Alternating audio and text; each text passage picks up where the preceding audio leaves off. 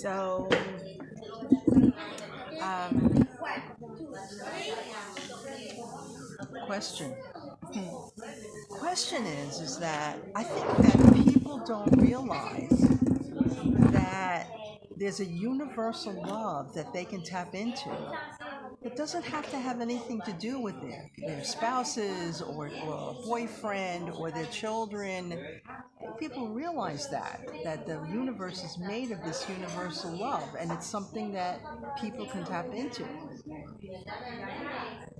Why do people just, why do they just think that, they're running after it? They're running after this love. Or there are people who are constantly looking to fall in love. Every week they're falling in love with a new person. They think it's the person. It's the person that's making them fall in love. So it's like what we love is not really the person that is in front of us. What we are loving is ourselves without realizing it really. We're loving the person that makes us feel good, whether because they're attractive or they're rich or they're wise or they're whatever it is that attracts us. But they make us feel good. They nourish our ego. They nourish our uh, pleasant feeling of our lives. And what we need to do is learn how to love the world. So when we walk the world with love, so there's two ways really of doing that. One is, I was talking to someone yesterday and they were telling me, my heart is so empty, I don't love anybody.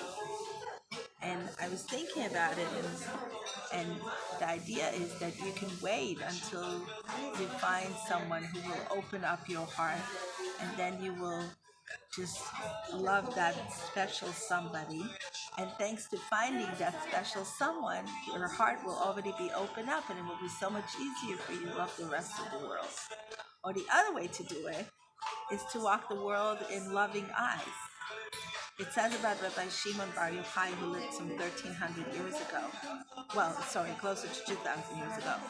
Um, that that he, he was a very spiritual person, and he went into the cave to meditate. He was running away from the Romans together with his son, and they didn't have anything.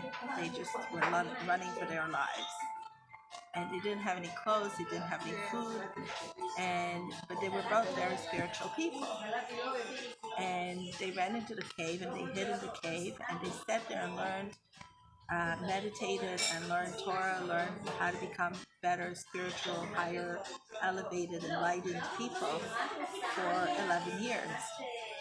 And then when they came out after 11 years in the cave, um, they were they saw everybody were just having a normal life, making business, eating, making children, like just having a normal materialistic life. Right. And it says that he was burning everybody with his eyes. So what does it mean that he was burning everybody with his eyes? He was looking at everybody with very judgmental eyes. And then he heard this God's voice telling him, you think you're so spiritual after being enlightened for the last 11 years? You know something? You haven't learned much. Go back into the cave. And then he went back into the cave for another 2 years. And then he came truly enlightened out. Came out truly enlightened. Understanding that true enlightenment is finding beauty in everybody, loving everybody, looking at everybody with compassionate eyes. So, so in a way, we need to come out of that phase that maybe he was in for the first part of his life and become that second stage phase, which is just walking around the world and loving everybody and seeing beauty in everything and in everybody, in everything that doesn't suit with our view of the world or our the view of perfection, the way we want to see the world, and we look at each other as how the other one is ruining the world from being perfect, the perfect way it could be. Instead of that, we could be looking at each other and saying, there's something so beautiful about you. There's something that you're adding into the world that nobody else is adding into the world, and I'm noticing it about you, and I'm managing to see that beauty about you. So when we will do that with each other, never mind if you're right wing or left wing, secular, religious, enlightened, spiritual or not, um, dealing with spirituality or dealing with materialism or whatever it is that you're dealing with, you're dressing that way or the other way, it doesn't matter, because I see your soul. I look in your eyes, and in your eyes I see your soul, and your soul is so beautiful. And then I see God in your soul. I see God in your eyes. And then in that moment, I'm bringing God into the world. And I'm bringing love into the world. And I'm just, we're so consumed with the environment, with sustainability and this and that, But the real sustainability and the real environmental issue is how we look at each other. We change the atmosphere by looking at each other with favorable, loving eyes. That's how we will really fix the world. And this is how the atmosphere will, we're so worried about the climate changes and this and that, but we will ruin the world with our energies far before the world will be ruined because of climate change. We really have to pay attention to that.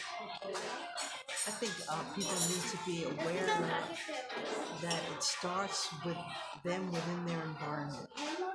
Like they can see that the government is corrupt or this or that, but it's really what they're doing in their environment, their world, that will make a difference in balancing and increasing the positivity that's put into the world, rather than being overwhelmed by the big picture.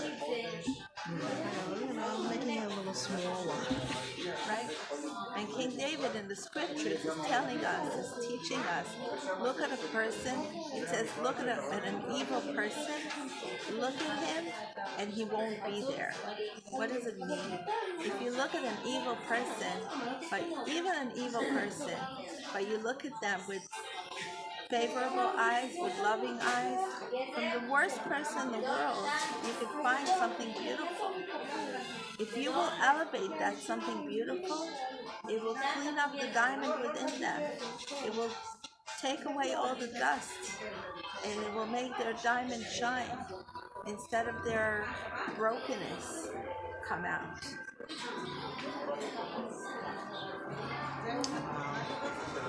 I think I need to send a message to my brother telling him how much I love him and miss him. And see what happens with trying to mend the differences between us. Amen. Okay, I have to take my phone right now and do that.